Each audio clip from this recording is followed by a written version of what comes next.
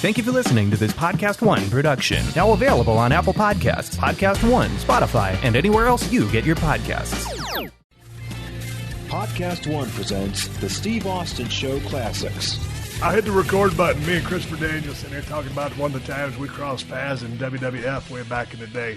And he had made it into a one-act play when you just shaved your dome. That's right. Yeah, I just shaved my hair, and I was sitting there talking to Kurt Angle, and all of a sudden, Stone Cold Steve Austin comes walking towards me, and by the look in his eyes, I could see he was coming towards me. So I walked up to meet him, timid, and hello, sir. And the first thing he says to me is, well, you look like you changed your look since the last time you were here. And I was like, yes, sir. I sort of had to. Nature made me. And we started laughing, and he said, this is hard work. It's not easy being people this. think, oh, it's easy. You ain't never going to wash your hair. You ain't going to comb it. No, but you got to shave your damn dome. You sure do. You got a pretty good look there. You got some, I haven't shaved in a couple of days, didn't clean up for you. But you got a pretty good trim there on the side of your dome. A lot of people, got those real dark roots or their head breaks out in bumps. Right. I always tell people, just use regular shaving cream. I use a 2-blade razor. I'm not a fan of the 3s and the 5s because you can't trim the goatee very tight. So I use a twin-blade razor. I go with the grain. What are your secrets for a good-looking dome? Mach 3 blades for me have always been the best. And I shave every day that I have to wrestle. Right. I actually shaved this morning because I hadn't shaved. I wrestled Sunday, and I hadn't shaved. And this morning I was driving down to the gym, and I was like, man, this is a little bit unkempt. I'm going to shave, you know. And so I brought a razor with me and shaved after I worked out. So this is 2 hours, 3 hours old. So, yeah, I shave, like when I'm at home. So when you shave your head, then you put any kind of toner or any kind of conditioner or, like a lotion on your dome? No, just, shaving cream. But, afterwards. Nothing. A little bit of lotion sometimes, depending on how dry my skin is. But just shave it, man. That's it. Out in your neck of the woods, it's a little dry out there. Yeah. And especially, it's sort of high desert. Yeah, so, I was filming a Broken Skull Challenge out there, and we were talking, and literally I was about 20 miles away from you. Right. So it had been an easy way to get it done, but I just never had time to get it done. Yeah, if your schedule was like more lackadaisical, but you were out, working, doing the working man stuff. So I understood. Check it out. Last week, you guys are hearing us talk, and this is just same bullshit session. He ain't gone nowhere. We're still sitting there talking at 316 Gimmick Street. The hands on my neon clock are spinning around like a rotisserie chicken. I love talking about pro wrestling so much. You got 20 years in business. We got a lot to talk about. But when I first started that show, I had 3 questions or a few things to ask you that I never got a chance to ask you because we just segued off and started shooting a breeze about the business. Yep. But like I was saying on last week's episode, I always try to give guys a few tips to try to help them out in life. Sure. And one of the things was carrying a pocket knife. Christopher Daniels, this is a yes or no question. Are you carrying a pocket knife on your person right now? No. Do you have one in your car? No, sir. That is strike one. Oh, fair enough. Now, come on, brother. Work with me. You've been all over the world. You can open letters. Yes. You can do many things with the pocket knife. If you get in a jam, if you're walking on a bad street. That's true. You got to have a pocket knife. Okay. Oh, we got to fix this. Okay. Next question. In your car, is there a set of jumper cables? Yes. Straight up? Straight up. Shoot. I'll show you after we're done if you like. Okay, I'm not afraid. I'm not afraid. Jumper cables. And, hallelujah. And a gas can. And a gas can. Empty gas can. Damn, you just scored a bonus point with that. Oh, God. All right. Okay, now, I know you're not going to have this. God. 4-in-1 screwdriver in your glove compartment. No, sir, I don't. You get on the road, something breaks down, whether it's a Leatherman tool or a 4-in-1 screwdriver, you gotta have something for just some kind of little tinkering. I was never very handy in that. Oh, I ain't either. I just got one. You just have one. Hell, I might be stranded on the side of the road and the mechanic pull over and they say, "Do you got a screwdriver?" Yeah, I got one. Okay. Then you are ahead of the game. I'm like literally, if my car broke down, I would open up the hood and just stand there. Yeah. And not know anything about it. But these days, you just call a sumbitch up on the cell phone, and you get a tow truck out there. Back in the day, when we first got on the road, you broke down, you're hoofing it. Yep. And probably because you looked like a pro wrestler, as we did, you wasn't gonna get picked up by nobody. Nope. Okay, last one. Okay, out there where you live, do you have a spare key hidden somewhere on the premise in case you lose your damn keys? Yes, I do. Oh, dude. Okay, you missed out on a couple strikes, but you made points with the gas can. I'm proud of you. Okay, thank you, sir. Anyway, that being said, let's talk about wrestling. All right, let's do it. Where are we? Okay, no, let's go back. Comic books. What got you so into the comic book world? Because you're big into it. And I am. Did you write this comic book that you gave me? I wrote this one. Yes, I did. And comic books and wrestling are the two things in my life that I can't remember how I started. I can't remember a time when I wasn't reading comic books and watching wrestling. Like, I don't remember the first comic book and I don't remember the first wrestling match, but I can't remember a time when there wasn't in my life. And I didn't really know I don't know what the appeal is, but the similarities between comic books and pro wrestling are huge. Right. And I've come to know that in the last couple of years. The two forms of entertainment are probably the only two that are every week, every month, a different thing, everything. You know what I mean? Like pro wrestling, every week there's a new show. Every month there's a new comic book. Comic books come and go, wrestlers come and go, but that genre of entertainment is always there. And I tell people the closest thing you're ever going to get to real life superheroes is professional wrestling, where we all have our superpowers, whether it's high flying or brawling or technical skill or, you know, whatever it is. And there's good fighting against evil, and sometimes evil gets ahead evil gets ahead, but in the end, good prevails. And then we start all over again, and then it starts all over again. That's the way the comic books are. Like a superhero defeats a villain, and the next thing you know, there's another villain popping up. Steve Austin is feuding The Rock, and the next thing you know, here comes Triple H, and on we go. Right. And so to me, like those two forms of entertainment, they're very intertwined, and there's a very big crossover between pro wrestling fans and comic book fans.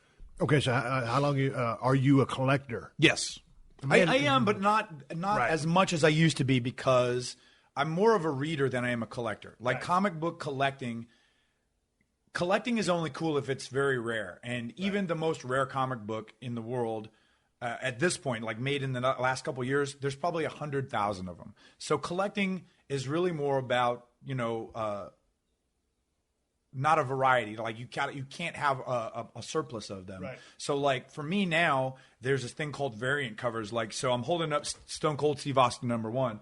They also made this comic book with a photo cover, but they made less copies of that than they did of this type. Right. So like that's more valuable as a collector than the one I'm holding in my hand. And you watch some of these comic books, they're going for stupid money. Some of these things go for $1 million. Sure, yeah. And those are the ones obviously that are older. Yeah. Like the first appearance of Batman, the first appearance of Spider-Man, those kind of things.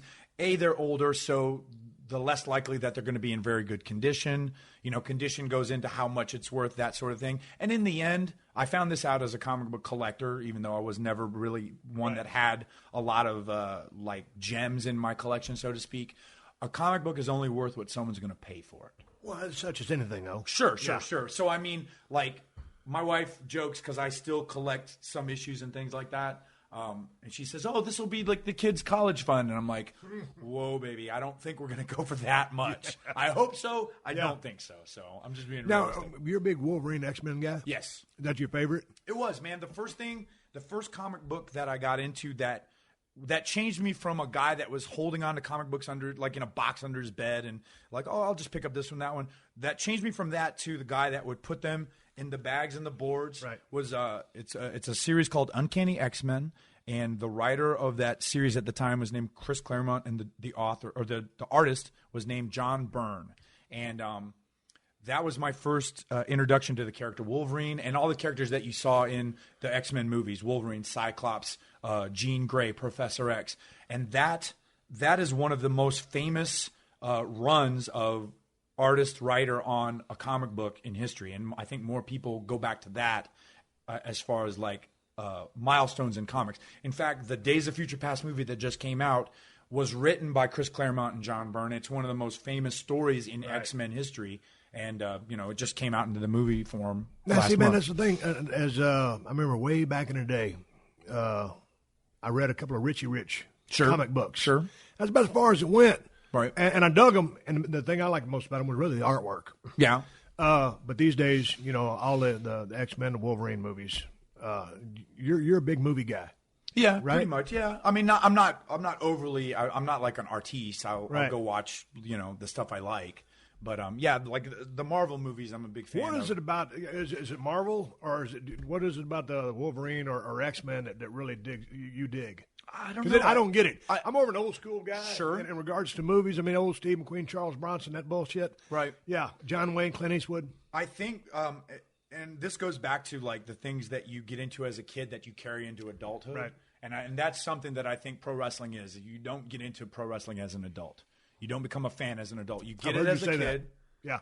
And that's how that's how you remain a fan, is if you got into it as a kid. So, like, to me, I got into X-Men as a kid, and I like those characters, and I dug. I can't articulate exactly what turned me onto it, but I liked it so much that I hung with it. And when different writers and different artists would have their take on it, their interpretation, sometimes I liked it, sometimes I didn't, but the characters to me were very interesting, and I would follow those along. And so even the movie interpretations, which don't necessarily follow the comic book interpretations, it's still someone's interpretation. Like it's like a different. It would be like if you were to write a Sherlock Holmes book and I were to write a Sherlock Holmes book. Obviously, we're two different authors. Right. We'll have two different stories. But the character, unless you write him as an idiot and a cross-dresser and whatnot, you're going to stay true to the character that you know. And some of my best friends are idiots and cross-dressers. I resemble that remark as much. So. You read a lot. Yes. Well, what kind of stuff do you like to read? Fiction, nonfiction? Mostly fiction. I'm a big Stephen King guy. I'm a big Chuck. The guy that wrote Fight Club. I don't know how to pronounce his last name, but I think it's Palahniuk. Yeah. I've read everything of his but Fight Club because I knew Fight Club before, but I read a lot of his stuff. It's very stream of consciousness, very anti-establishment, very wacky stuff. Very wacky stuff. Everything happens. Here's something wacky. It's my wife calling. Hey, y'all at the airport? Phone call from the warden, Christopher. Didn't mean to cut you off. Had to rake the eyes. We're sitting there talking about reading books and stuff like that. What else you like to read? That's pretty much it, man. I haven't really ever sat down and read. Dude, but do you have the? I mean, I have a real hard time book. I have a real hard time reading books. That Gary Hart book, which I presented you last episode, I'm looking forward to seeing how long it takes you to read that. Because I mean, once I got entrenched into it, don't get me wrong, I read fast. Yes, but it's trying to stick to the task at hand. I don't like ADD or whatever. Right. So you can just sit down and read for hours. Not necessarily, especially with kids. Like I don't get a chance to sit and be by myself. The odds are very good that I'll read this on a plane or maybe in a hotel room. Right. I might not read this at home. And honestly, I don't get a chance to go out and seek out new books to read. Like, I've missed the last couple of Stephen King's books, and those are he's probably the most prolific author that I follow. Like, I've read just about everything he's written, but I haven't read his last 3 things just because I haven't had a chance to go out and get it.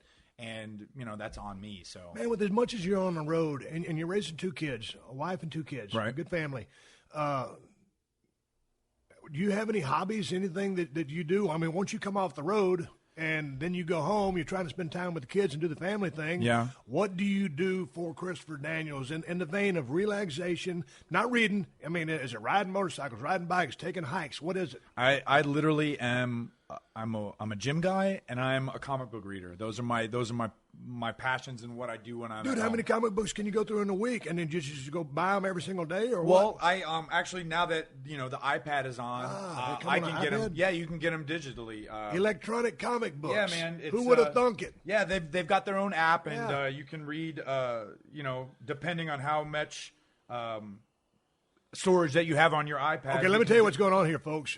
Christopher just broke out his iPad. Now, on the cover of your Twitter account there, you're smoking a cigar, or is that Frankie with a cigar? No, that's me. That's you. Yeah. That's what I thought it was. So you've got a cigar in your hand. Are you a cigar smoker? No. Oh, no. Frankie's the cigar guy. I'm the Appletini guy. Yeah, I'm the Appletini guy. Now tell me about the Appletini, because you come out with a few in your hand. What's the story on that? At Slammiversary 2012, we had a promo to cut. And I got in my head that I wanted to drink a toast to the World Tag Team Champions of the world. That was myself and Frankie. And I thought to myself, well, what drink would I have in my hand where you would go, what a douche? And so I said, Appletini it is. So, I mean, I had watched Scrubs back in the day, and Zach Braff's character was an Appletini guy, and that was the joke. He was like, I love my Appletini with a little extra teeny. And I thought, that's perfect. And then, I didn't plan for that to become part of the gig, but the next couple of times that I was on television, I just had the opportunity, and I was like, all right, well, I'll keep running with it. And then all of a sudden, everybody that sees me, so where's your Appletini, Chris? And I was like, I don't drink inside. So, but do you actually drink martinis or vodka? Or I do on occasion as well. But I do on occasion. I don't drink when I'm at home. My wife doesn't drink, so I don't drink with her. I don't drink with the family. I might drink when I'm on the road, but it's very rare. I'm usually like a beer guy when I'm out with Frankie and the guys after a show. What kind of beer? It depends. Like I've tried some some IPA stuff, but I mean, I'm more of a, like, when push comes to shove and I don't know, I'm always like a Bud Light Lime or a Corona Light most of the time. Bud Light Lime. So yeah, I got a lot of heat from some folks. You got heat for with the me Bud. right Do now. I? God damn, you can take a window or you can take the stairs.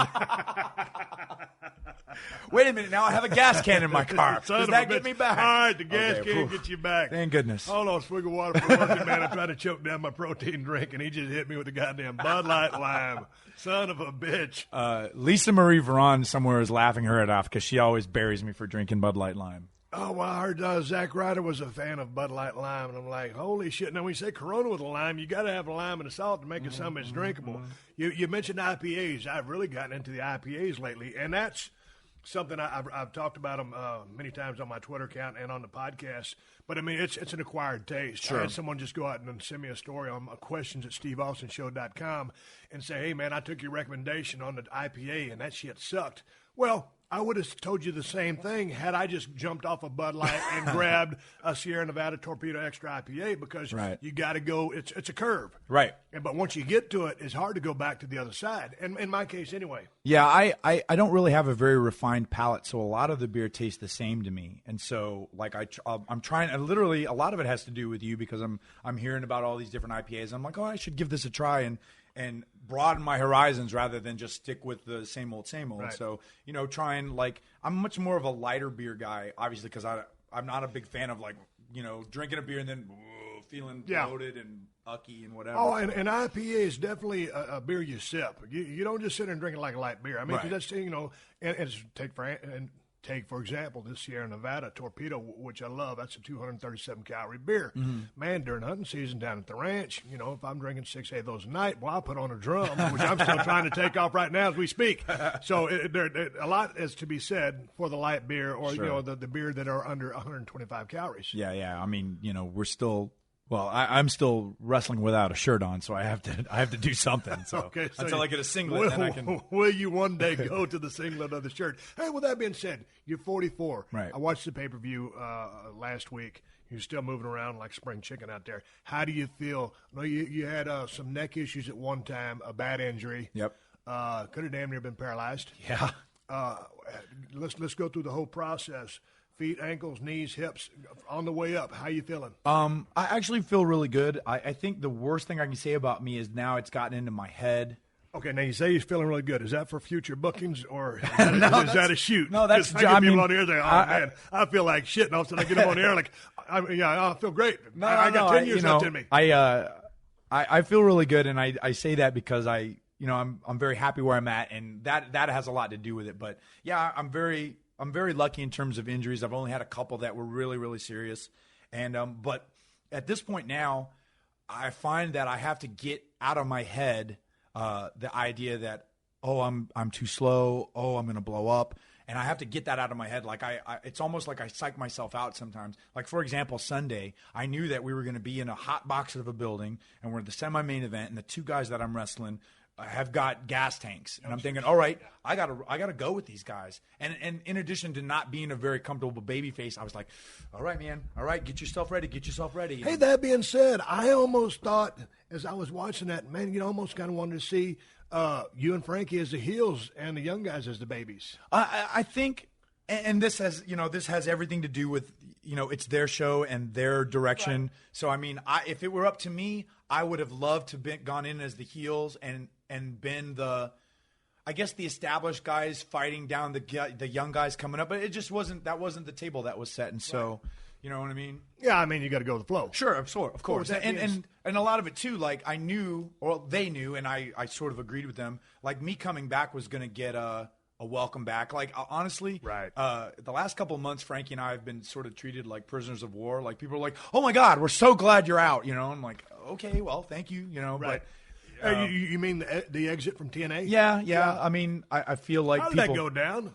Bad feelings, animosity. They not tried bad to trim feelings. the budget. I can say I was disappointed with it. Right. I feel like for a long time, Frankie and I made a conscious effort to be their tag team, to be the established tag team. We wanted to be, and when we got this together, in my head, I wanted to be the next Beer Money because those were two guys that at that time they didn't have plans for in a singles.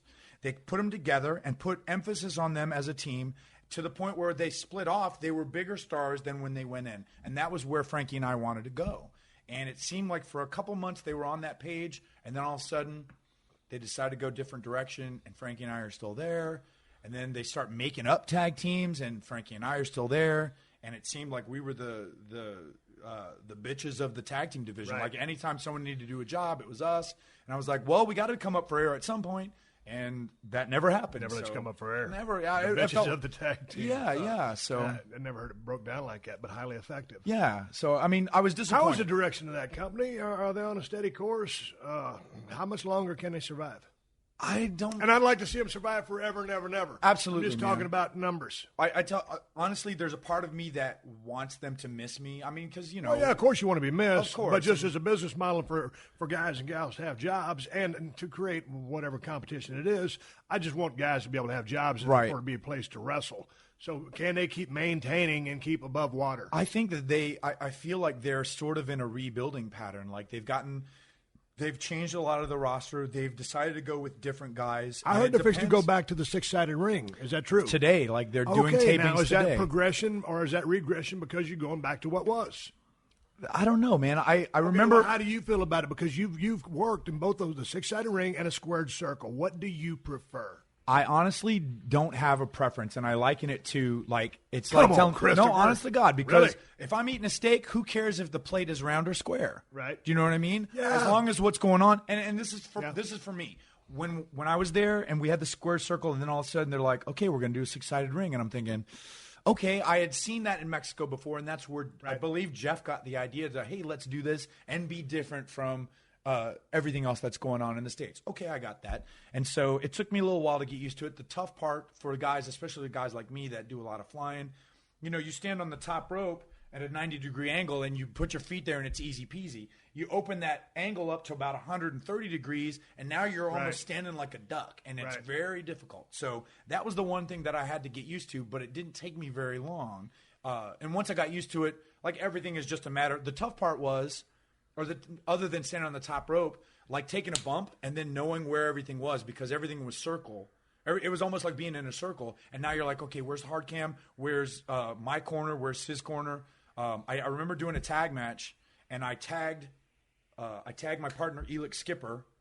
Whatever And- happened to Elix Skipper? I've never heard that name again. Oh, he had got injured, and then he went into he manages a couple restaurants in Atlanta. Okay, continue I believe. the story. So anyway, I tag Elix, and I go in, and he goes out, and he goes to the wrong corner because they all look alike, and they're because I'm like, get over to the other corner, brother. But I mean, that was a difficulty as well, and so then you had to start using things other than the corners to be like your landmarks. Like I knew where hard cam was, I knew where the entrances were, and that's how I knew where my corner was. Okay, that being said, there's your two marks. But did you ever work to a hard camera? In WWF, right towards the end, they really want people to work towards that hard camera. And for a pinfall or an important part of the match, I never did that. I just worked the ring. Hell, they got 6, 8 of them, and a bunch of them handheld. Right. So I always made the camera come to me. Did you work for a camera? Because me, that was a dynamic that I did not want to think about or entertain, because I knew where everything else was. I knew Right. all the things that I need to do, but that was not one of them. Well, I had a theater background, so I understood the mentality of having your audience on one side, and that's not always the way wrestling is. But in terms of television, the majority of your audience is the camera. So it was easy for me to go, Right. all right, well, let's turn this way. And I feel like I learned, not quickly, but I learned enough to make it look natural rather than bump and turn and cover and there's your hard cam. Right. I figured a way to do it where it looked natural versus looking staged or looking forced. Right. So I want to talk a little bit about some of the matches that y'all had down there during your tenure at TNA. And man, I want to start off with the Samoa Joe versus AJ Styles versus Christopher Daniels. It was TNA Unbreakable in 2005. That's it. God dang, it's been a long time. I know, Damn near 10 years. Yeah. But anyway, it was. I think Dave Meltzer gave that his match of the year. I think so. I know he gave it 5 stars. So. Yeah, he gave it the match of the year. Oh, thanks, Dave. But yeah, I'm not blowing smoke up your ass because Yeah. you was also in the worst work match of the year, which was the reverse battle roll. Yes. I built his ass up and then I chopped his legs out, raked his eyes, got to get some heat. Well, we're going to get to the heat later. Let's talk about that 3-way match because, I mean, dude, That was a hell of a match. I love what Samoa Joe does in the ring. Big man, but he's very agile. All the kicks, all the dynamics that you bring, and of course, the phenomenal one, AJ Styles, an incredible athlete. I know you guys are good friends. I always hated those. Now, of course, I was never a part of one that could approach the level of athleticism and the stuff that you guys were doing. But that being said, and also I can't remember the goddamn thing. I like a fishbone, and then I want to fill in the blanks out there. Right. So how long did it take to set up that match? Because it was a killer match. Thank you. I loved it. It didn't take us very long. I mean, we all sort of had a similar mentality, so we were all working together rather than we never had a lot of this when we were putting the match together. So that was in our favor. And honestly, back in the day when I first started, when the three-way dance and the triple threat, whatever they call it, or the different names, at first you think to yourself, well, God, we have to have from start to finish figured out because we're not ever going to be we're going to be separated. There's going to be times when this guy's not here, and how do we communicate with that guy? Right. And I figured out, this is the spot where exactly. So then I figured out, in the same way that you talk about a fishbone, I figured out a formula to do a fishbone for a triple threat. And now when people ask me about it, I tell them, here's what you do, and then in between you can call shit on the fly. Right. So I mean, dude, how much ad lib could you have in that thing? Well, you'd be surprised. That particular match, Joe started to go home early because we had two things that were sort of similar. So he started to do the second one instead of the first one, and if he had gone home with the finish there, we would have gone off the air probably 10 minutes early, and we probably would have got yelled at. So like the minute I brought the belt in, that was supposed to be the finish. Right. And then we had to go another 5 or 6 minutes. So that was all on the fly. From that until the end, I swear, yep. Boy, I tell you what, had he done the go home, and then you're talking, y'all had 10 more minutes of match. Or 10 more minutes of pay-per-view time. You guys, you guys were constantly doing something. Right. I got to ask you, out of all the interesting offensive moveset that Samoa Joe brings, the Muscle Buster. Yeah. God, looks like, I love it. How's it feel? It depends, man. There's two versions. There's a I'm your friend version where he lets you go, and there are times where he'll hold you until the very end. Yeah. I had the misfortune of having to take that damn thing on a chair. Oh, brother, that sucked. Okay, so why did you have to take it on a chair? They did an angle where Joe turned heel, which I hated, but that was their decision, and so they did a deal where he turned on me, brought a chair in the ring, and dropped me on the chair. And because you're all sort of bent up, your spine is sort of flexed. And so, like, I felt it hit one of my bones, like right in the chair. And I was like, And so I was like, God, I can't, So it's a tight bump. It can be a tight bump. Speaking of chairs, one of the things is you went to wrestling school there in Chicago. Right. One of the things they don't teach you is swinging a chair. Right. Did you swing a lot of chairs during your career? Because I'm watching running into some and the throw type technique, but not just lambasting someone. My point is, no one really teaches anybody how to swing a steel chair in the business of pro wrestling. It's kind of one of those things you learn on the job. Right. And it's either going to be good or it's going to look like shit or you're going to kill somebody. Yep. I mean, there's a couple of ways it's going to turn out. I tried one time to throw the chair, and I did it. Instead of it going flat, it turned sideways right away, and it hit Hernandez right here and split him open. And we had to go and do like an in-ring brawl right after that. And afterwards, I was just like, I felt so bad. Oh, no, he's a big tough dude too. So he was cool with it. He's a sweetheart though. Yeah. But I mean, just like you feel like such a piece of shit when that happens. Yeah, You're like, God Almighty, and you apologize, and the guy's like, no, it's cool, and you. No, man, I'm so sorry. Yeah. But that's the thing, man. It's like when someone's when someone's giving you their body, right? It is incumbent. You must take care of the body, and of course, accidents happen. Sure. I've hurt a few people in the ring, and vice versa. But that's just the way it goes down. Yeah. But back to this damn three-way match. When you get done with that match, did you know you knocked it out of the park? I did at the end, and I literally I don't know if you can see it on the tape anymore, but I literally broke into tears a little bit because I like everybody, the feeling and like I felt an emotion, and it didn't fit. Like how I felt didn't fit the way the match was going because I was happy as hell, but I had just lost the belt, so I started to cry legitimately. And played it up like, oh, I lost the belt. No, but I literally was welling up because, like, man, that went really well. Everybody was there. The thing I liked about that match so much, it was like, the Ring of Honor pay-per-view that I just witnessed. It was very fast paced, but this, I mean, it was paced, but I mean there was plenty of salesmanship, right, and just plenty of action. I mean, y'all just walked the tightrope with perfection. You didn't try to put too much shit, 20-pound shit in 10-pound bags. I would say it was the perfect amount and of everything. And I think something that not everybody realizes is how much a crowd adds to a match. Like that crowd, we were so very lucky because I feel like that crowd was so ready to watch 3 TNA homegrown guys and our skills in the main event. I mean, that was the first time that the X Division title had been defended in the main event. We went on after Raven and Rhino, who were 2 established superstars, like not TNA homegrown guys, but stars. And we were the main event. And, it was all of that culmination of Joe being on a roll and AJ being over. And I had held that belt for 6 months and was getting like a good head of steam. And those people wanted to see the 3 of us go at it. And it was like the stars aligned. And you don't understand how a crowd adds until after the fact. And then you're like, man, if I was in front of like 50 people, nobody would have talked about it. No one would have got it. And you wouldn't have had that, watching it, you don't have that audio feedback. Right. But that crowd was totally into that match, and it totally enhances everything.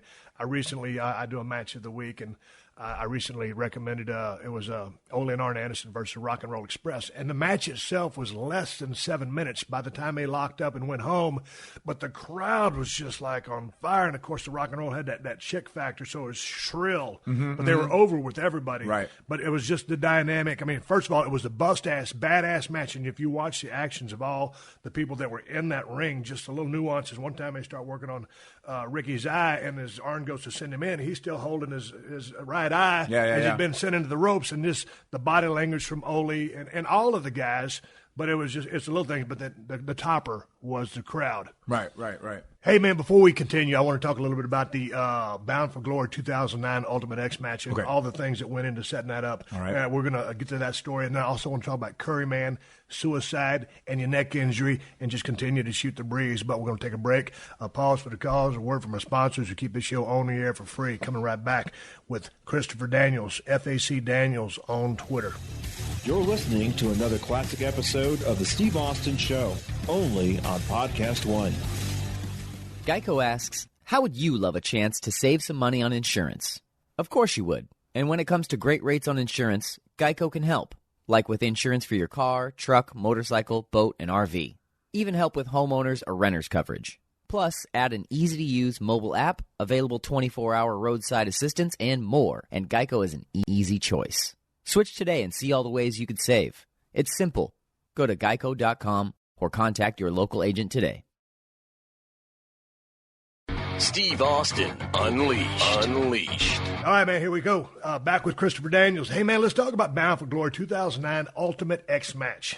Okay. Tell me how you go about setting this thing up and the danger factor, because this thing has death and destruction written all over it with the height involved, all the combatants, and all the stuff that you guys are trying to pull off here. Well, how long does it take to create that match? The funny thing was that the lineup of that match changed because D'Angelo De Niro, the guy that used to be Elijah Burke, he was originally in that match, and he had a death in the family the day of the show. So they took him out, and they added the Motor City Machine Gun. So it was Chris Sabin and Alex Shelley added to Amazing Red, Suicide, myself, and Homicide. So the addition of an extra guy, now there were 6 guys in the ring, it sort of split the amount of big bumps that we had to take into 6 rather than 5. And like putting that match together, it's sort of like a traffic jam. I mean, you really have to keep in mind where everybody is. Now, before you go, the Ultimate X match, to my listeners out there who do not know what that means, we're in a 6-sided ring. You got 2, what are these things called? Trusses. 2 trusses up, and that top, where then the ropes, the cables go to a belt hanging. Yeah, the ropes How high cross up are those cables? like 15 feet from the mat. It looks like a long. Yeah, especially when you're up there looking down, it looks way far. Okay, so you're creating this match. Okay, so the idea is, and it's one of those stunt show matches. I mean, we all train to lock up and take bumps. Yeah. Then all of a sudden, there's stunt work involved. You have to climb things. You have to traverse hand over hand on these cables. And this was the first one where they had the trusses over top. Like Frankie and I Frankie, who was suicided at the time. Frankie and I had an idea for a finish, or at least a spot in the match, where we would stand on the top of the ropes and do something. And then we get there and we find out that there's trusses above it, which means you can't stand on the cables themselves. So that had to switch. And that turned into the spot where we sat on the ropes and did what we did and scared everybody to death. But yeah, we like for that match, the idea is, it turns into like the match you were talking about on the Ring of Honor pay-per-view, where there's a lot of action, and a lot less selling. And my thought process to that is, the problem is because there's so many people selling, the attention is always on the action. So you don't see the other four guys selling down. So conceivably we're trying to sell realistically, or a time period that seems realistic for what we just took.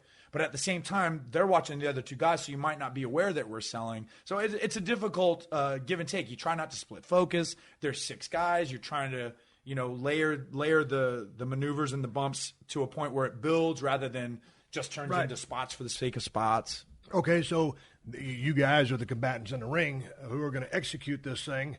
And right now I'm watching a crazy sunset flip off the top of the turnbuckle by the other guys, and you just done some crazy-ass bump. So how do they approach you when they say, hey, man, we want you to put your life and your health on the line? We don't know what we're going to pay you yet because we ain't got the pay-per-view numbers in, but we're asking you to risk life and limb. Sometimes they tell us by announcing the match on Twitter or the internet, and that's how you find out. So. Yeah, watch a little highlight reel. Now, see, this actually went really, really well. Like, in terms of the flow, I felt like we had a good flow with 6 guys. It's always, like I said, it's always a you figure out a flow of like dive sequences and what's gonna, you put them in order so that like the one after it doesn't, go downhill from the one before it and things like that. So there's a trick to it, man. I mean, now see, here's some Lucha stuff. Yep, that's Amazing Red. Okay.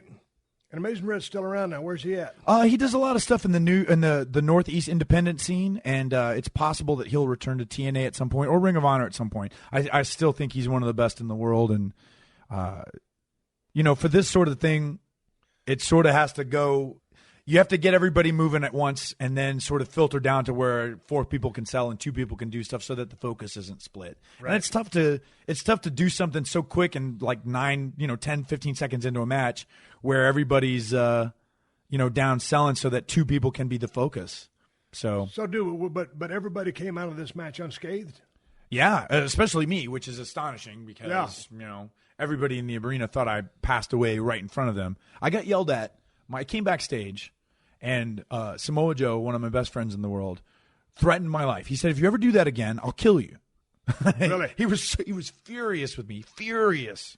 How come they never would really give him a full green light push over there? I ain't considered a green light push. I just think so much of his work. I mean, he's not ripped to shreds. He's not jacked up. I just like his body language, his work. I like everything that he does.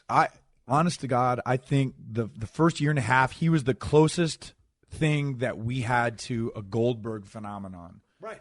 And then in my opinion, when they brought Kurt Angle in, the first thing they did, they put him on pay-per-view and they put Kurt over on him, and that did a lot against Joe. Right. My mentality, and to me, it would have been better because Kurt was just coming from the WWE, and like I said, this is all my opinion. If Kurt had come in and Joe had gone over on him, and Kurt came the next day and said, you know what? I underestimated Joe. I underestimated TNA. Right. Exactly. And then Kurt comes up and vanquishes Joe in the end. I think that would have done a lot more for Joe. It would have done a lot more for TNA. And I think the mentality was, Kurt's a world-class athlete. He's a former world champion. Let's establish him in TNA right away. But I think that was the wrong opponent to establish him thusly. So that's my opinion. That being said, how good is Kurt Angle? He's a machine, man. Yeah. He is a machine, and I mean, to the point now. To me, kind of looks like he's beat to shreds. But again, when he came to WWF back in the day, and coming from a 1996 Olympic gold medal winner, I never saw anybody gravitate to the business of pro wrestling as fast as him, and nobody. I actually I did one of the dojos that Dory Funk Jr. trained at the thing, and I was in that with him. Yeah, I was in that with him.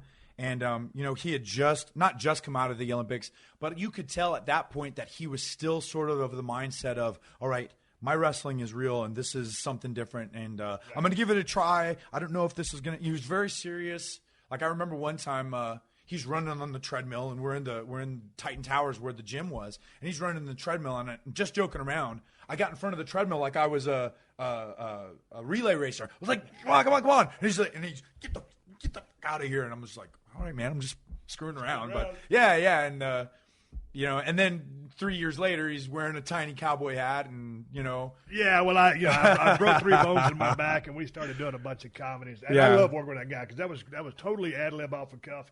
And a bunch of bullshit, but it was lots of tickle butt. Facilitate. Yeah, a lot of tickle butt coming from Stone Cold Steve Austin, just in the vein of saving his job and trying to maintain television relevance. But anyway, back to the task at hand, talking about Christopher Daniels. Dude, I had no idea, and when we were talking on the phone, you thought it was common knowledge that everybody knew you as Curry Man. I guess everybody knew but me. I love that goddamn gimmick, guy, whatever you want to call it. How did that come about? Well, first of all, let me preface this whole next part of this podcast by saying that I'm not Curry Man. It's obviously a Japanese guy. You listen to him, he's obviously Japanese. But in April of 99, I went over to Michinoku Pro Wrestling, which is a small independent company, sort of an ECW-style company in Japan compared to New Japan, All Japan. I did a tour as myself, like a 10-day tour, and they said, okay, we want you to come back next tour, but we're going to give you a mask gimmick. Every 4 years, they would do a tournament called the Masked Man Tournament. It was basically a round-robin tournament over the course of like a month and a week.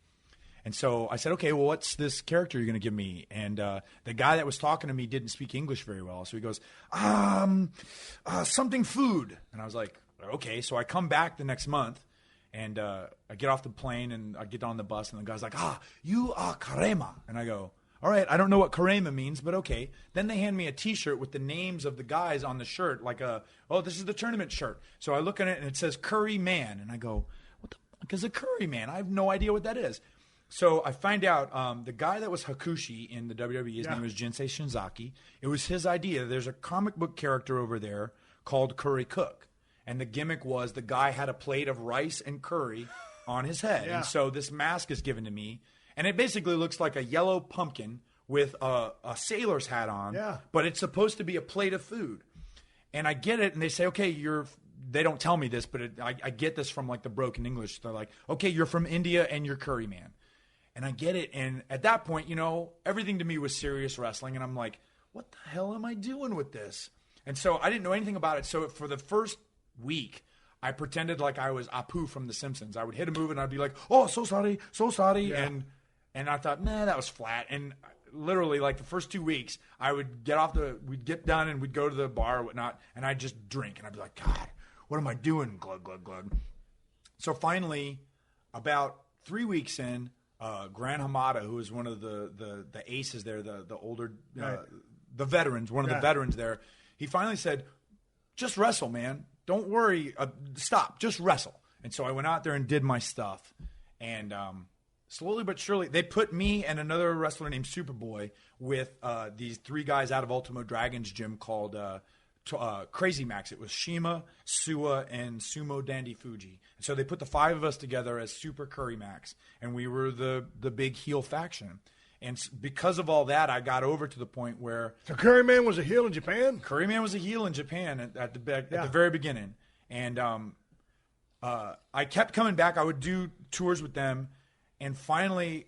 I hated the outfit they gave me. It was like a Sabu baggy pants and a yellow singlet, and they gave me a cape that I wore on the mask, and I hated it. So finally, one tour I came back, and I had a cutoff shirt, something that Billy Gunn had sort of inspired me to do. Yeah.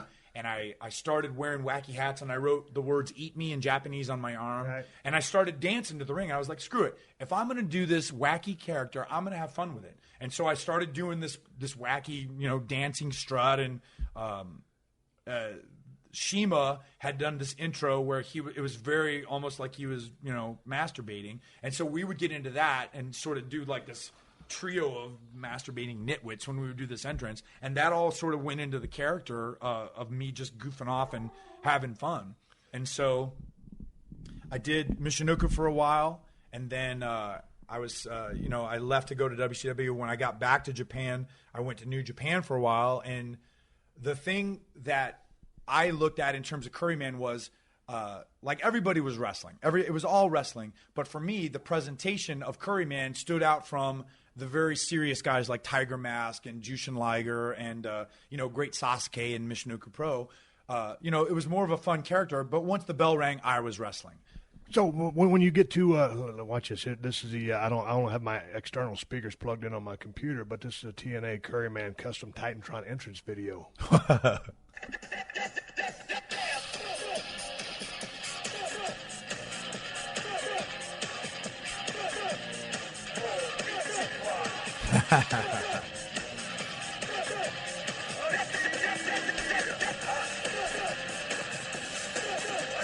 Thank you, Dale Oliver. He's the man that made that. That's the most fun video. If you guys can hear the lawnmowers outside, it's because my yard guys just got here. But anything goes out here at 316 Gimmick Street. The noise that you hear in the background, it's for free. Just like this download is. You ain't got to pay nothing for this sumbitch. I'm sitting here talking with Curryman. So you're a heel over in Japan. Right. You're having good success with it over there, but all of a sudden you come, you're in TNA, you're wrestling as Christopher Daniels. Right. When do you say, hey, I got this other guy, I can be Curryman, or do they pitch that to you? How do you become Curryman in TNA? Okay, I was doing an angle with Sting, and this was the deepest I ever got to be the Fallen Angel. They, there was the religious, I'm God's chosen guy, and God doesn't like you, and blah, blah, blah, and I was doing it with Sting. And they never really put me with Sting 100%. I felt like I was interacting with Sting, but I was never Sting's main priority. And so we finally got to do one match, and then he beat me clean, and that was the end of it. And I was like, what the hell is going on? So I was a little bit frustrated. I go to Dixie Carter, and I said, I don't understand why you guys are using me in this way. What's going on? Why is this happening? And she basically told me, well, see what you can change within yourself to make them do this differently. And that was me going, finally, I looked at it and I said, okay, you know what? I'm tired of trying to explain to you why I'm the Fallen Angel. Let's do one of two things. Either the Fallen Angel is a cool name in the way that Nature Boy, Ric Flair is a cool name, or Heartbreak Kid, Shawn Michaels, because Shawn doesn't literally break hearts when he's in the ring, so who gives a crap what his name is? Fallen Angel is just a cool name, or I could do this. I could be this fun-loving, wacky, dancing character named Curryman. And so they came up with the idea where I was fired. And originally, I thought the idea was going to be I was going to be like the yellow dog. Like I was going to come in and speak as myself, right, and tell everybody, of course, I'm Japanese, listen to me, and talking like myself and be like, no, I'm from Japan. And Jeff Jarrett's idea was like, no, we need you to cover your body up. We want this gimmick, the Feast So it would be Fire. kayfabe. They didn't want you to, this isn't Christopher Daniels, this is a guy named Curryman, and he right. really is from Japan. Right. So the idea then, the bodysuit came around, putting hair in the mask came around, coming out with the accent, which ended up basically I pretended like I was Jushin Liger because that's exactly how he talks to me. Let me talk to Curryman for a second. Curryman, all right, just a moment. Hold on. Steve-san, konnichiwa. Curryman, very happy to be here. First time podcast, but very glad, happy. No open can whoop ass, audio whoop ass for me. Yeah. We're going to try to. Curryman, I just got to ask you. You came from about 60 miles out. How was traffic this morning? I take a cab, so I strip and back because Curryman have no driver's license. Curryman, in Japan, steering wheel different side car. So in USA, you driving wrong side. You understand? Yeah, we're driving on the wrong side of the road. Okay, but are you driving in Japan or are you riding a bicycle? Because I was only on 3 tours of Japan, but man, people over there ride bicycles like a motherfucker, and they love to smoke cigarettes. What is it? Is there a lot of pressure over there? You smoke, Curryman? Do you smoke cigarettes? No smoke because Curryman very how you say in shape, fitness. So Curryman running, no bike, no driving, always running, no smoking, maybe skoshi alcohol sometimes, maybe sake or something, maybe beer, something. Then training, always training. Okay, but now over in the States, I mean, do you like just a good steak, or do you like Mexican food? Is it always curry for you? Is it always... No. Different. Every time different. I come to America, maybe steak or chicken or rice bowl. You understand rice bowl? Man, I dig rice bowl. Like Panda Express, Chinese food, but still good because Curryman rice, very good. Mexican food, no, so-so. Not always. Mexican food, sometimes gas, flatulence, so bad smell. Bad smell. You understand bad stomach. smell? You ever make a bad smell in the ring? No, never. Kariman, always respectful. Never shit pants. Yeah, but that's good because you wear the yellow tights. Yeah, no high. Man shit pants. Yes. Not good. Then everyone know Kariman accident. Bad. Okay.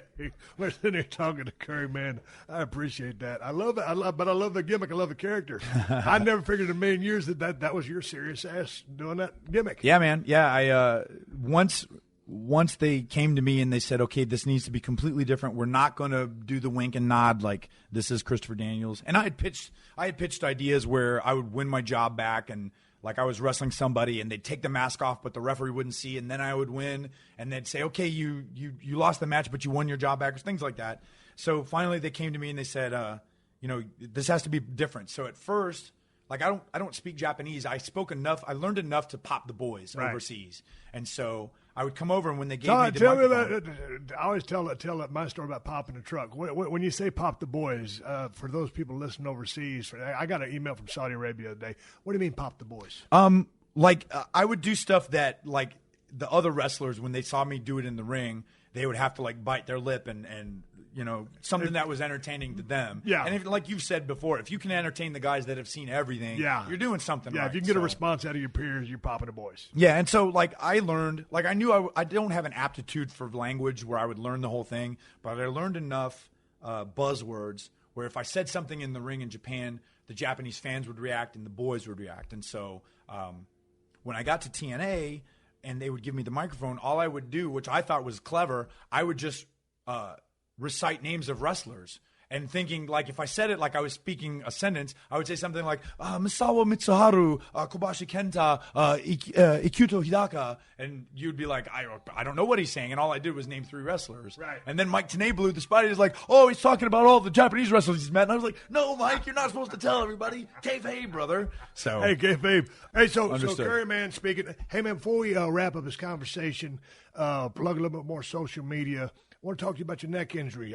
Guys that have common injuries. I had a little neck incident myself.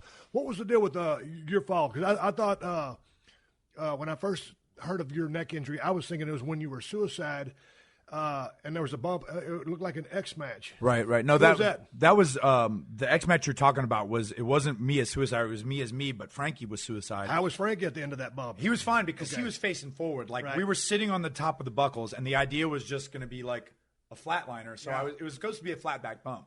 But when he got off, my legs were still there, and so my legs held on to the ropes a little bit longer. So basically, I came straight up and down. But because I was holding on so tight to Frankie, Frankie came down hands and knees. So literally, the back of my head hit, but like that hard. Okay. But your neck injury happened at WCW. Right, yeah. I had a tryout, or not a tryout. They did a gimmick. This was the week after Sid broke his leg in WCW against Scott Steiner. And so Terry Taylor called me, said, okay, we want to do a match with you and another California guy named Mike Modest.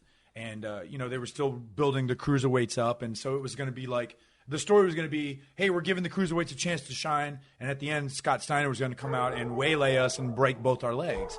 So a minute in, not even a minute in, I jumped to the top rope. And it's something that I had practiced like all day that day and hit it every time. I jumped and my foot slipped. And I was coming down and going backwards. And I thought, well, if I tuck my chin, I'm going to break my neck. So I got to look back. So I tried to get and land on my stomach. And instead, I landed on my forehead. The minute I landed on my forehead, I lost all the feeling in my left arm. And then, like, from then on, you can see as I'm running, it's like I've got a shoestring hanging from my shoulder. And so, but I knew I couldn't sit down. I knew I couldn't, like, stop the match. So I ended up wrestling another 5 minutes. And, Mike Modest is suplexing me, and it looks like he suplexes me on my head. And I actually, like, everybody backstage, if you watch the match back, like, I feel like I didn't sell anything because the minute it happened, I stopped thinking of anything except, am I hurt for real? Am I hurt permanently? I had no idea. Yeah, that was the worst thing. It was the worst stinger I'd ever had. And it lasted, like I had no feeling in my arm, and I couldn't raise it any higher than that for almost 2 months. Okay, now, dude, did you go to the doctor after the match or during the 2 month stretch where you can't move your arm? You didn't go? I did. I went and saw him, and he just said, oh, we think you're okay. MRI? I didn't get an MRI, man. I couldn't afford it back then. Right. I was literally, John Independent at that point. So, and I ended up wrestling like that next weekend. Like that happened on a Monday or a Tuesday. Yeah. I had shows on the weekend, and literally I would lock up by grabbing my own wrist and throwing it up on brother's shoulder. And like I wrestled that weekend, like literally one-armed almost. So, well, how long did it take the arm to come back? Like 6 weeks, 2 months. Have you ever had an MRI? Yeah, I had an MRI. Okay, and, so how's the neck? It's okay. I mean, I know that at some point earlier in my career, I cracked a vertebrae because I went to a chiropractor once and he showed me my X-ray, and like all the bones are square except there's this one that looks like an hourglass, and he points to it and he goes, "You see that right there? You cracked that vertebrae at some point in your life, and it's healed up." And I'm like, I broke my neck, and I had no idea. I kept wrestling. So it happened at some point, and I don't know when. So yeah, but I mean, at this point, like sometimes you can tell when I'm protecting myself. Like I won't whip my head back really hard, but yeah, it's what it is. I'm very cognizant now of taking head bumps, pile drivers, like any sort of wacky form of pile driver. I'm very like, hey, I don't know if I can take this. Yeah. I have to really trust the guy to really go full bore into those kind of things. So, man, but to that point, isn't the pile driver overused because no one ever uses it for a finish? I mean, it's certainly prostituted just to be another. I don't know if the pile driver is anymore. I think the DDT and other things like that are obviously the pile driver. I feel like it's almost the regular pile driver. I feel like that's almost getting a resurgence because no one had been using it for a finish for a long time. Mm-hmm. And in the way that what's old is new again, people are like, all right, well, no one's been using this for a finish for a while. So, like, for example, now Eric Young is using it as his finish in TNA again. And because it's been such a long time since anybody's used it, they're protecting it at this point for him. Right. But yeah, I mean, a lot of the head bumps, nobody really does the tombstone anymore, right? Other than Taker, yeah. For that reason, I think because they were, everybody knows that's a Taker thing, and even outside of WWE, right. They're like, I don't want people to think of Taker when I'm wrestling, so I don't want to do his stuff. But yeah, a lot of those things are, all of that stuff is sort of prostituted at some point because at some point, if it's a finish, then it can be a false finish. And then the more you use it as a false finish, you're like, all right, well, how many times do I have to hit you with this thing that used to waylay people and put them out for months before you'll get beat? So. Right. Okay, out of your entire career, the pinnacle, is there one defining moment or period? Not really. I have to say, like, all the stuff that I did with TNA, I was really thrilled with. And Ring of Honor, too. Holding the X Division title for a good period of time. I was the first guy to hold it for 6 months, and the only guy that's ever held it longer than that was Austin Aries. Right. So that to me was a pinnacle for me, and getting to hold the tag team championships with AJ and with Frankie, like those to me, especially the last 2 years of my career with TNA, being with Frankie and being Bad Influence, like that to me, I feel like we were the people's choice. We weren't necessarily the booker's choice, but I feel like we got the people to appreciate our work. How frustrating is it to be not the booker's choice? Oh, God. You want a third podcast with me? I got another 5 minutes.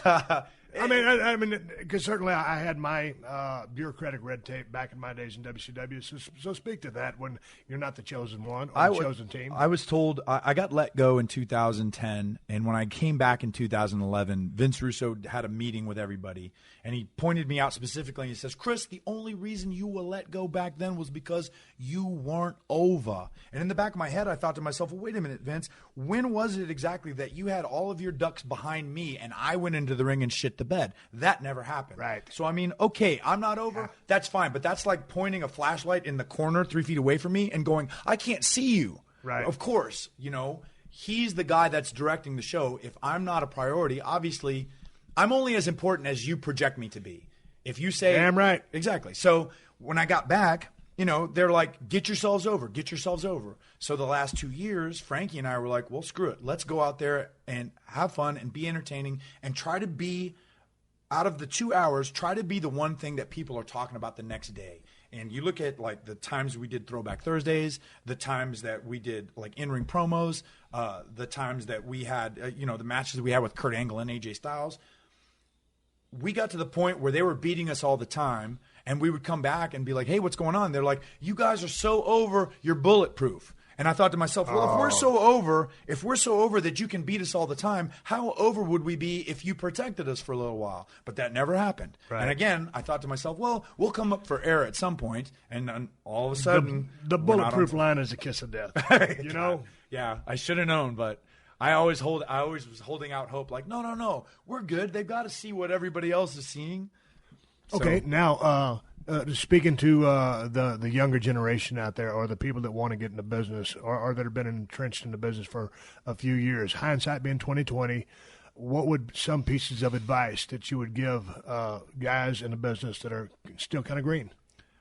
Again, I don't know if this was on the air the last time or not, but I always tell guys, work as many different places as you can, as many different people as you can, for as many different promoters as you can, so you get that variety in your, you see a variety of styles, you adapt to that variety of styles. That way, when you get that opportunity, you can adapt and change and grow into the spot that promoters want for you. When you become a commodity to a promoter, when you can wrestle anybody, I'm not sure I'll just throw this guy in this spot, and you go out there and you have a good match in that spot that he gives you, and he trusts you to do, whether it's opening match, main event, high flying, brawling, technical wrestling, whatever it is.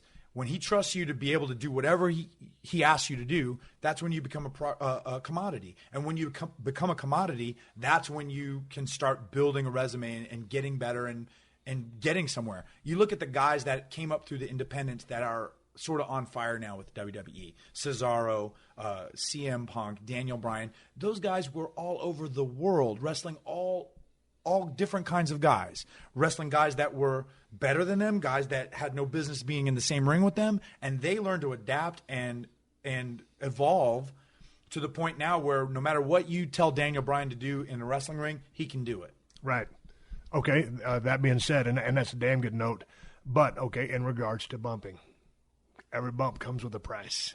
I mean, dude, you've taken some spectacular bumps yourself. Yeah. But just to the fact that the body's only got so many of them in there. Pick your spots.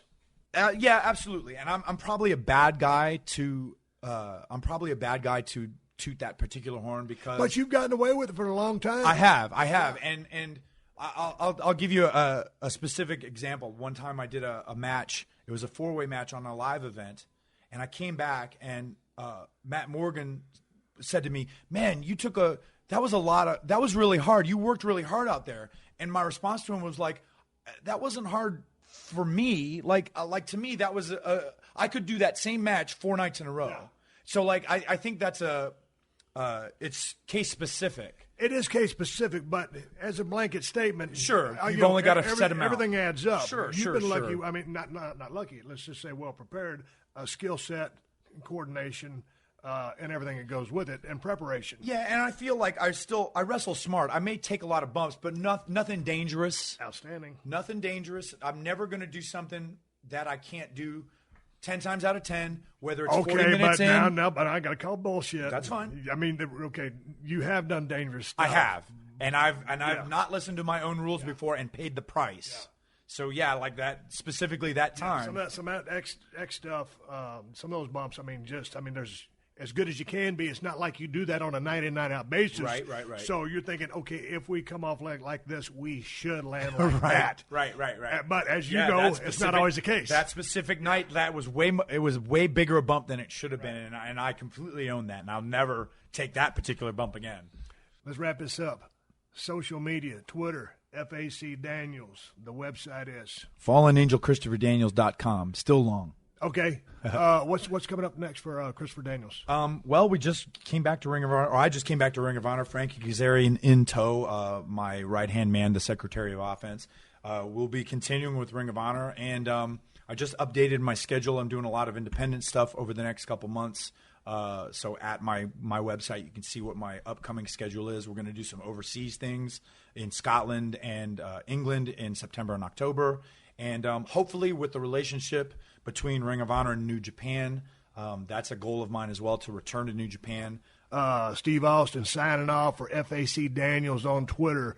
Fallen Angel ChristopherDaniels.com. That's it. Jesus H. Christ. Evil son of a bitch. All right. Catch you later. Thank you for joining us for another classic episode of The Steve Austin Show. Please leave a rating and review on Apple Podcasts and tell your friends. For more Steve Austin Show, go to PodcastOne.com. That's PodcastOne.com.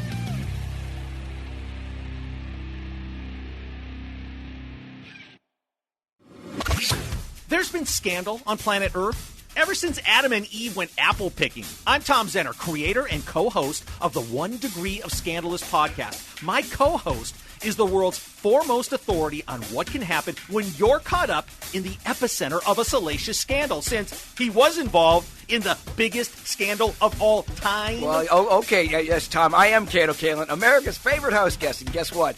I can finally afford to live on my own couch. You know, my life is so much less complicated, I've noticed. You know, Tom and I can't wait to take you inside every major scandal that's happened in the past 50 years or so, and get the juicy details from the people who, just like me, had their world turned upside down.